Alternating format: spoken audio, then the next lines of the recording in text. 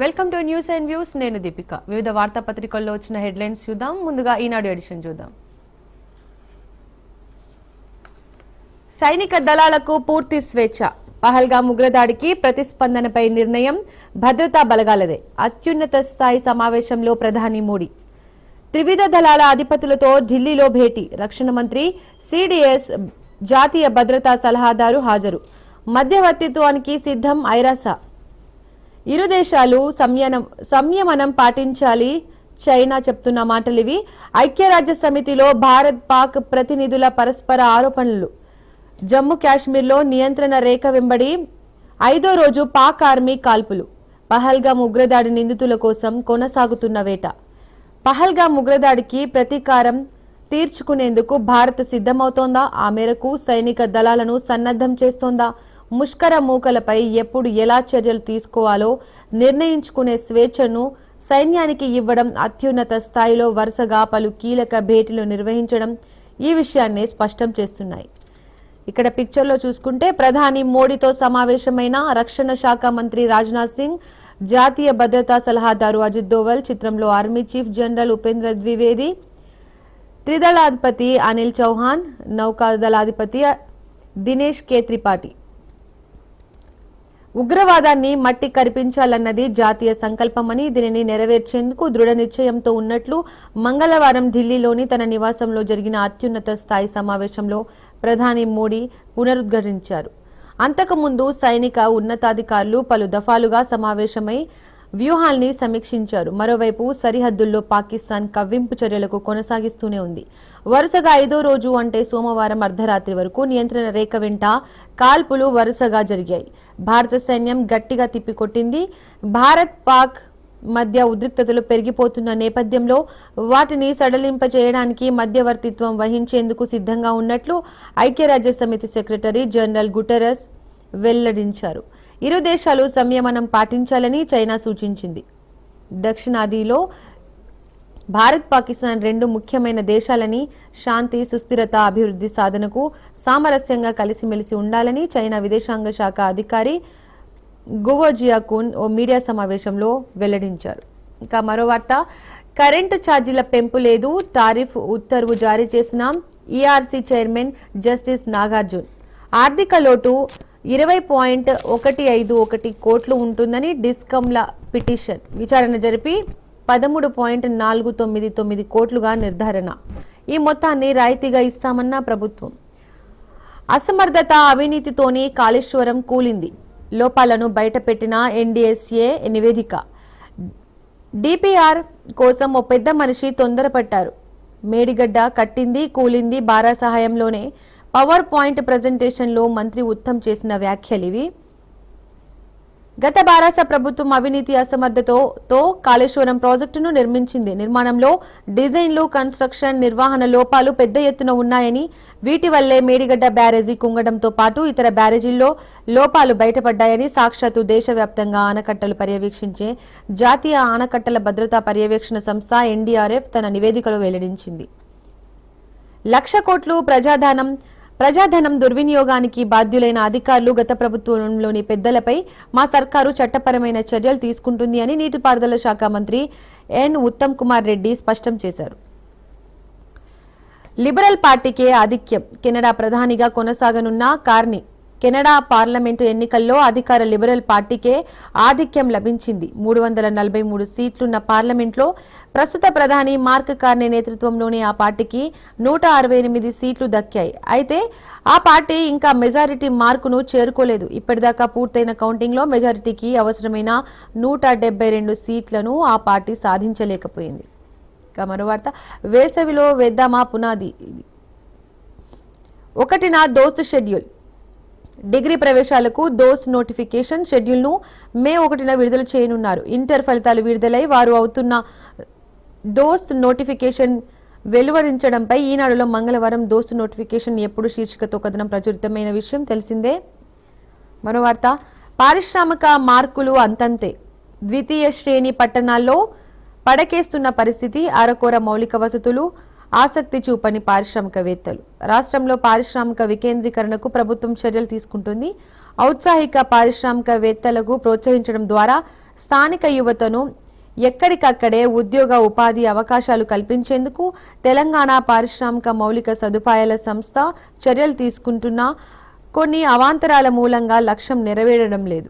వివిధ జిల్లాల్లో విరివిగా ఉండే వరి, పత్తి, పసుపు, మామిడి, బత్తాయి, మిరప, జొన్నలు, వేరుశనగలు ఉత్పత్తులు తయారు చేసి విదేశాలకు, ఇతర ప్రాంతాలకు ఎగుమతి చేసేందుకు ప్రత్యేక పద్ధతిలో చేస్తున్నారు. నెక్స్ట్ ఆంధ్రజ్యోతి ఎడిషన్ చూద్దాం.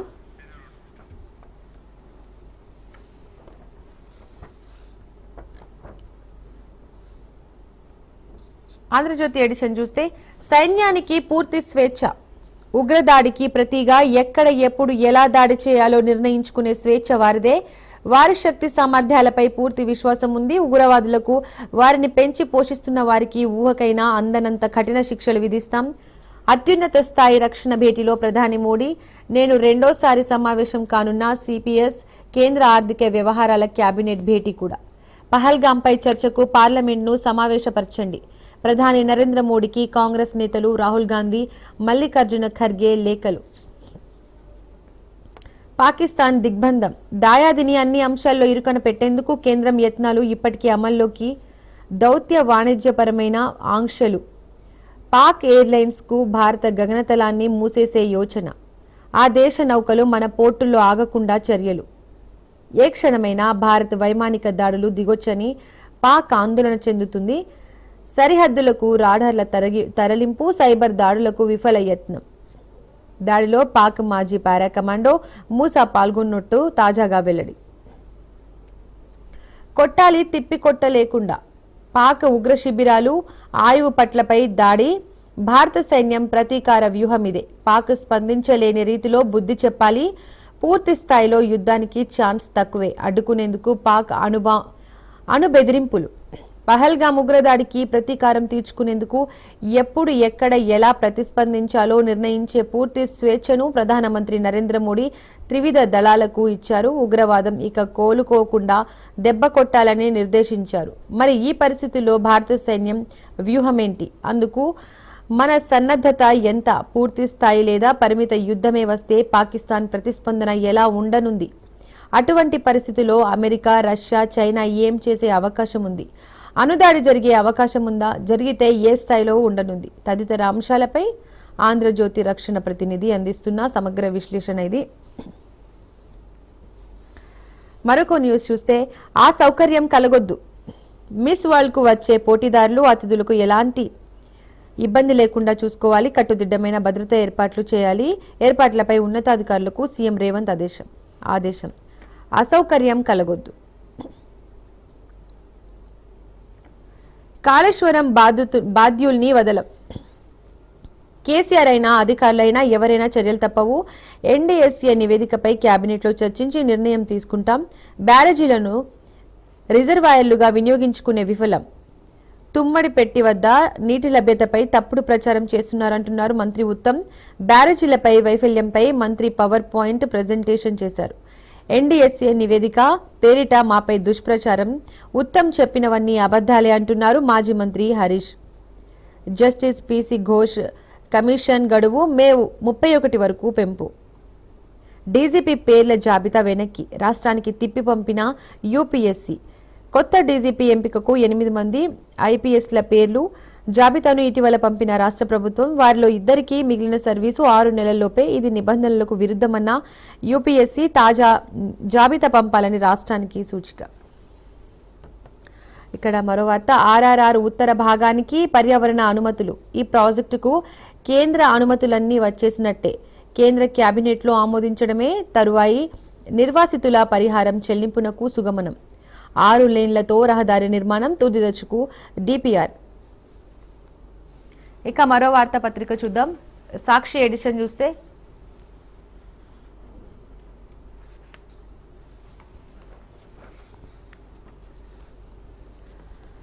ఇక్కడ ప్రధాని మోడీ చేసిన వ్యాఖ్యలు చూస్తున్నాం. సైన్యానికి పూర్తి స్వేచ్ఛ, ప్రధాని మోడీ సంచలన నిర్ణయం. పహల్గాంకు త్వరలో ధీటైన జవాబు. ఎప్పుడు, ఎక్కడ, ఎలాగన్నది వారిష్టం. బలగాల సామర్థ్యంపై పూర్తి విశ్వాసం. ఉగ్రవాదాన్ని అంతం చేసి తీరాల్సిందే, దేశమంతా అదే కోరుతోందన్న ప్రధాని. సిడిఎస్ త్రివిధ దళాధిపతులతో భేటీ, పాల్గొన్న రాజ్నాథ్.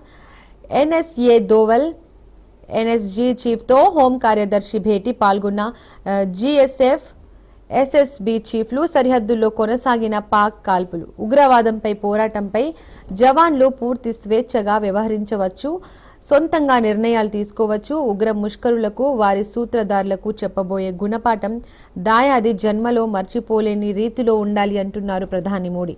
ప్రతీకారానికి వీలైంది, ఉగ్ర వేటకు రంగం సిద్ధమైంది.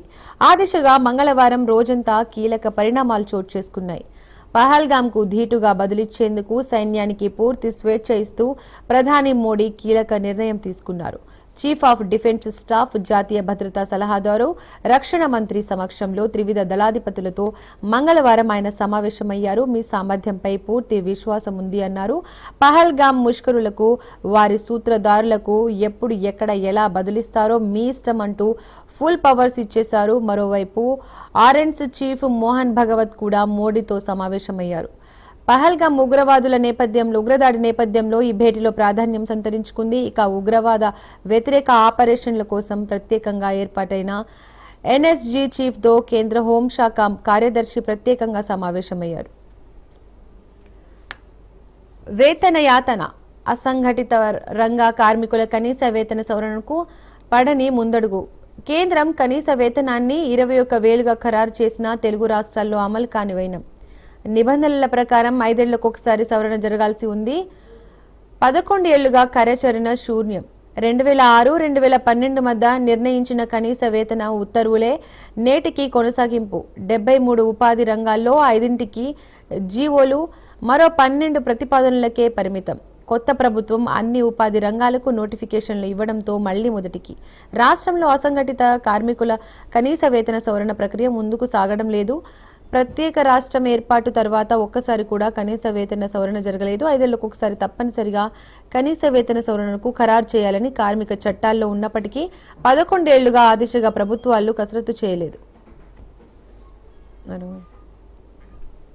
కాళేశ్వరం బాధ్యుల్ని వదిలిపెట్టాం, నీటిపారుదల మంత్రి ఉత్తమ్ కుమార్ రెడ్డి. అతిపెద్ద మానవ నిర్మిత వైపరీత్యం కాళేశ్వరం ప్రాజెక్టు అని ఎన్డీఎస్ఏ తేల్చింది. ఎన్డీఎస్ఏ నివేదికపై త్వరలో కేబినెట్లో చర్చిస్తాం. నివేదికలోని సిఫారసుల ఆధారంగా బరాజ్ల పునరుద్ధరణ, తుమ్మడి, హెట్టి వద్ద బరాజ్ పనులు త్వరలో ప్రారంభిస్తాం. భారతదేశ చరిత్రలో అతిపెద్ద మానవ నిర్మిత వైపరీత్యం కాళేశ్వరం ప్రాజెక్టు బరాజ్లని నేషనల్ డ్యామేజ్ సేఫ్టీ అథారిటీ నిపుణుల కమిటీ తేల్చిందని రాష్ట్ర నీటిపారుదల శాఖ మంత్రి ఉత్తమ్ కుమార్ రెడ్డి చెప్పారు. త్వరలో రాష్ట్ర మంత్రివర్గ సమావేశం నిర్వహించి ఎన్డీఎస్ఏ నివేదికపై చర్చిస్తామని, తదుపరి చర్యలు తీసుకుంటామని, బాధ్యులైన అధికారులతో పాటు వారికి ఆదేశాలు ఇచ్చిన వారిని కూడా వదిలిపెట్టబోమని అన్నారు. నెక్స్ట్ నమస్తే తెలంగాణ ఎడిషన్ చూద్దాం.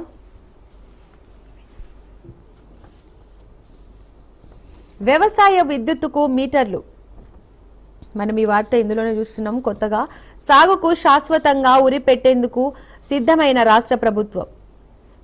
రైతు బంధు ఎగ్గొట్టారు, పెట్టుబడి సాయం కోసం అన్నదాతలు అప్పులు పాలయ్యేలా చేశారు. ప్రాజెక్టులకు పడావు పెట్టారు. సాగు